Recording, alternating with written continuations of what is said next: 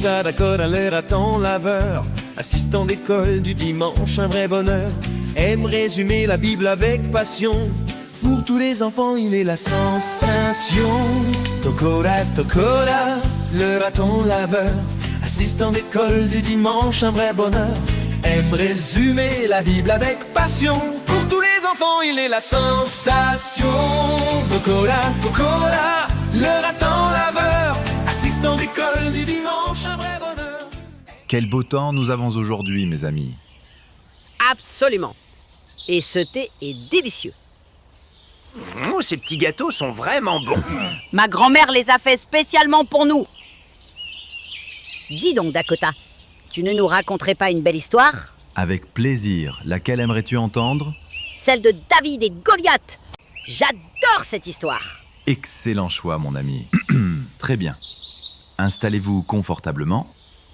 Il y a très très longtemps, en Israël, sur les vertes collines de Bethléem, les seules batailles que David connaissait étaient celles contre l'ennui et les prédateurs qui menaçaient son troupeau.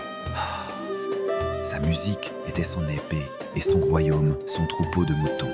Mais ce matin-là, une voix familière vint interrompre sa mélodie. C'était son père, Jessé. Son visage était empreint d'une nouvelle inquiétude. « Tes frères sont sur le front, dans la vallée d'Éla. Va, je t'en prie, voir s'ils vont bien et apporte-leur de quoi manger. » Ah, la guerre est une chose terrible pour un père. David confia son troupeau, promettant à ses amis laineux un retour rapide. Il ne se doutait pas que celui qui reviendrait ne serait plus tout à fait le même. Le chemin était long, des collines verdoyantes, il passa au sentier rocailleux, le soleil de midi tapant sur ses épaules. Puis il arriva en vue de la vallée. L'air joyeux de son voyage s'évanouit, remplacé par une tension palpable. Deux armées se tenaient là, immobiles, comme si le monde entier retenait son souffle. Il se hâta de traverser le camp d'Israël, un labyrinthe de tentes et de visages effrayés.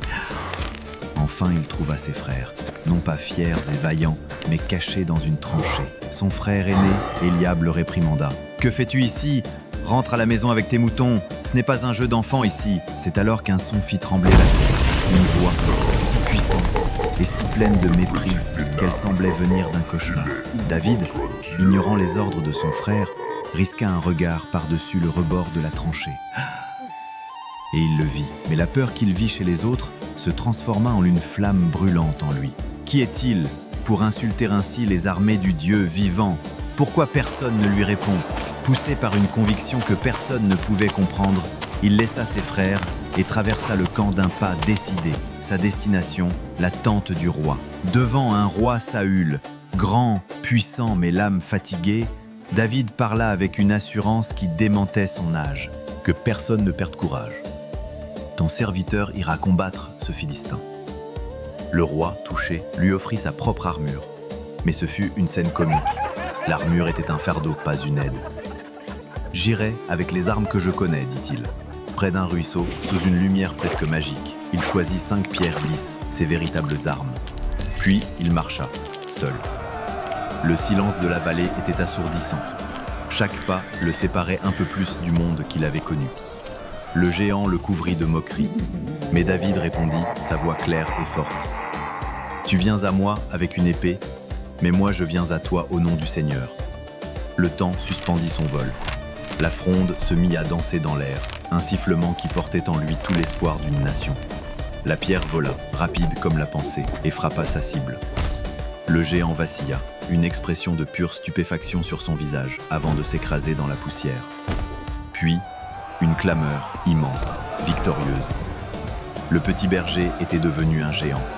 Ce jour-là, un héros est né, non pas par la taille ou la force, mais par le courage et la foi. Et c'est ainsi que David, avec sa foi en Dieu, triompha du géant Goliath. La foi peut déplacer les montagnes, mes amis. Magnifique, Dakota. Tu racontes toujours si bien ces histoires. Merci, mon cher Émile. Ces histoires nous enseignent tant de choses.